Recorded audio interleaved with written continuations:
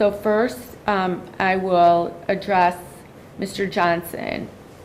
And again, at the time of this offense, you were employed as a police officer. You may have not been on the clock, so to speak, when the matters occurred, but you did involve yourself in deviating from your oath, from your promise to your profession, from your commitment to your community to make it safe and to uphold the oath that you did take.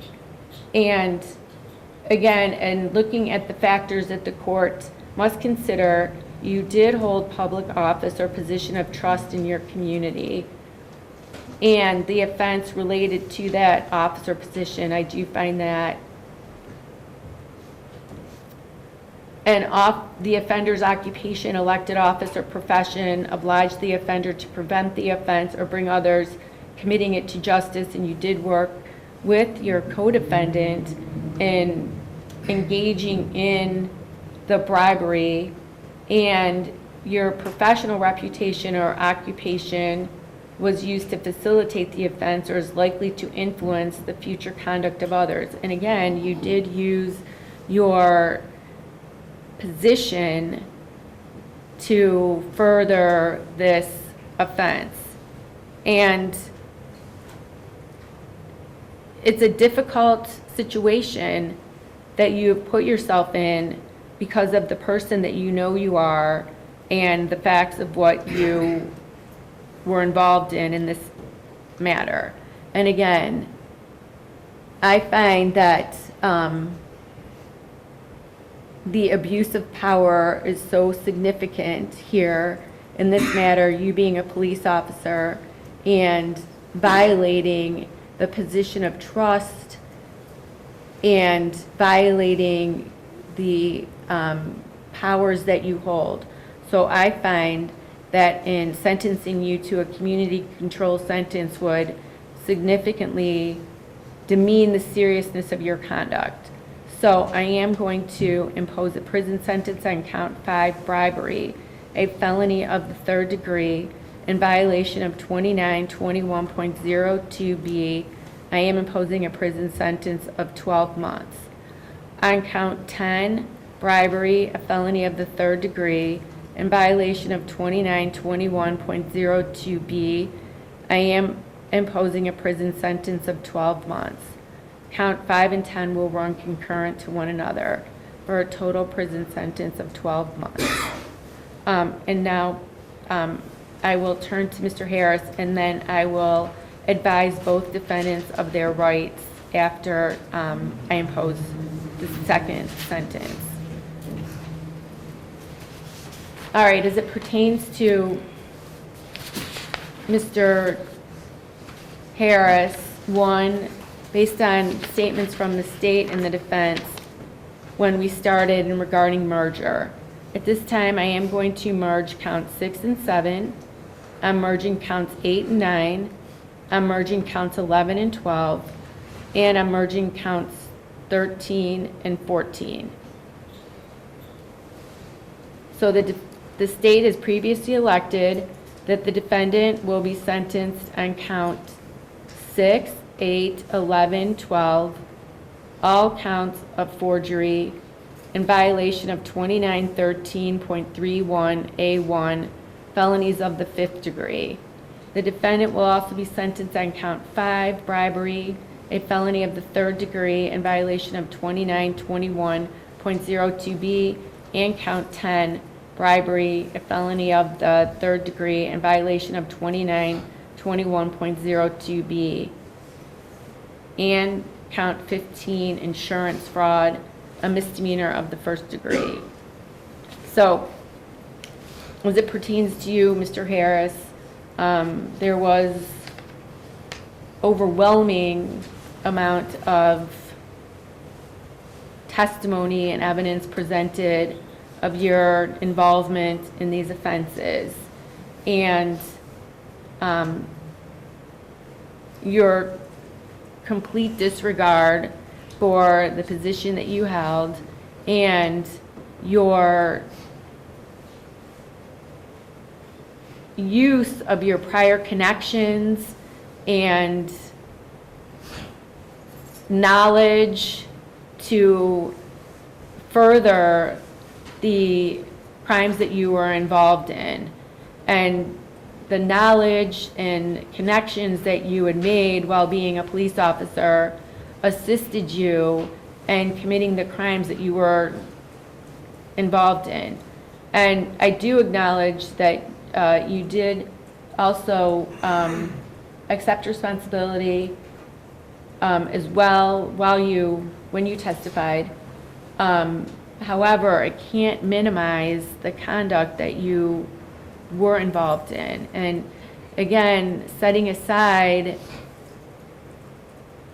all of the positive accolades and comments about your character, while the court considers that, the fact of the matter remains that you used your position that you held for your own financial satisfaction.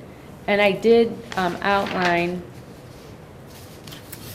the seriousness and recidivism factors that the court is to consider in imposing a sentence. And you had held a public office or position of trust in the community, obviously as a police officer, and you had an occupation, elected office, or profession, obliged the offender to prevent the offense or bring others committing it to justice, and your professional reputation or occupation, elected office, or profession was used to facilitate the offense or is likely to influence the future conduct of others. And it's clear, based on the facts of this case, what transpired. And also engaging Mr. Johnson in your activities as well. And so that is of grave concern to this court, that you set aside the honor, the respect of your position, and used your knowledge, used your expertise to further the crimes involved in this matter. And you were convicted of additional crimes, more crimes than Mr. Johnson, because of your activity. And it's, again, portrays such a negative light on your profession and causes individuals in the community to question your profession as well. So, in considering all the relevant seriousness and recidivism factors and ensuring that the public is protected from future crime and that you are punished, I find that placing you on a community control sentence would significantly and severely demean the seriousness of your conduct. So I am going to sentence you as follows.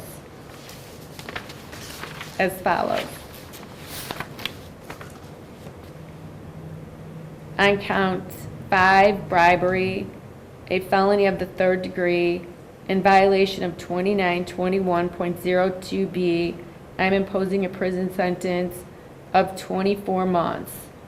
On count 6, forgery, a felony of the 5th degree, in violation of 2913.31a1, as I stated, a felony of the 5th degree, I'm imposing a prison sentence of 12 months. On count 8, forgery, a felony of the 5th degree, in violation of 2913.31a1, 12 months. On count 10, bribery, in violation of 2921.02b, a felony of the 3rd degree, 24 months. And count 11, forgery, a felony of the 5th degree, in violation of 2913.31a1, 12 months. Count 13, forgery, a felony of the 5th degree, in violation of 2913.31a1, a felony of the 5th degree, 12 months. Count 15, insurance fraud, a misdemeanor of the first degree, 6 months in the county jail. All of your counts will run concurrent to one another for a total prison sentence of 24 months. He's asked the court to allow him a week to turn himself in. He has always appeared. He is on a electronic home detention. He needs to have a couple powers of attorney prepared and to make sure that his mother, who is alone, has someone to take care of her while he's serving his time. We asked the court to allow him a week to turn himself into the county chair. And does the state wish to be heard? Your Honor, we've known for a long time that this day has been coming. I would ask you to deny that motion. Okay, that's denied. All right, this matter was set for sentencing back in December. So there's been 30 days. At the time of the plea, the court remanded them to home arrest, home detention. They didn't have any opportunity to do much of anything other than come to court. Well, it wasn't a plea, but at the time of his verdict, are you saying? At the time of the verdict, right. You modified the bond. Okay, so that's denied. They're remanded.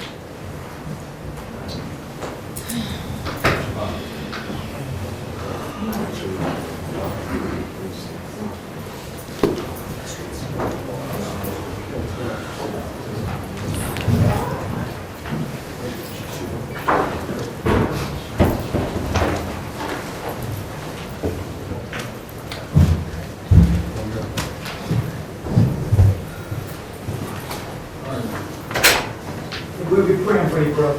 Thanks. We'll be praying for you.